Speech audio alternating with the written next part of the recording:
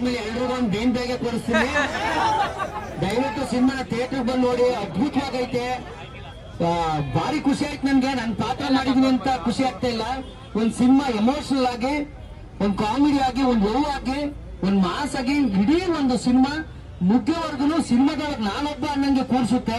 ಇವೆಲ್ಲ ನೋಡಿದ್ರೆ ತುಂಬಾ ಅದ್ಭುತವಾಗಿ ಸಿನಿಮಾ ಮೂಡ್ ಬಂದಿದೆ. ದಯವಿಟ್ಟು ಇದೊಂದು ಸಿನಿಮಾನ ಗೆಲ್ಲಿಸಬೇಕು. ಎಲ್ಲರೂ ಥಿಯೇಟರ್ ಬಂದು ಸಿನಿಮಾನ ನೋಡಿದಾಗ ಅಷ್ಟೇನೆ ನಮ್ಮ ಡೈರೆಕ್ಟರ್ ಪ್ರೊಡ್ಯೂಸರ್ಸ್ ಉಳ್ಕೊಳ್ಳೋದು. ದಯವಿಟ್ಟು ಸಿನಿಮಾನ ಥಿಯೇಟರ್ ಬಂದು ನೋಡಿ.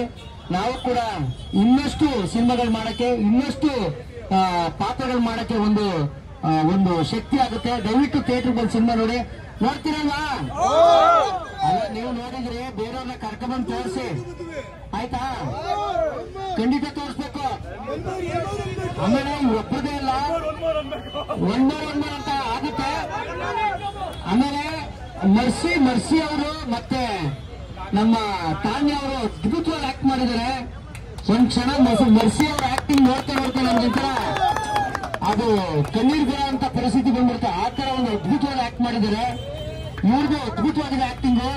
ಆಮೇಲೆ ನಮ್ಮ ದೀಕ್ಷಿತ್ ಅನ್ನೋದು ಎಕ್ಸ್ಟ್ರಾರ್ಡಿನರಿ ಕಂಡ್ರೆ, ಏನದು ಒಂದೊಂದು ಫ್ರೇಮ್ಗಳು ಅದ್ಭುತವಾಗಿ ಆಕ್ಟ್ ಮಾಡಿದ್ದಾರೆ. ಖುಷಿ ಆಗುತ್ತೆ. ಎಲ್ಲ ಕ್ರೆಡಿಟ್ ನಮ್ಮ ಅರುಣನ ಸೇರ್ಬೇಕು.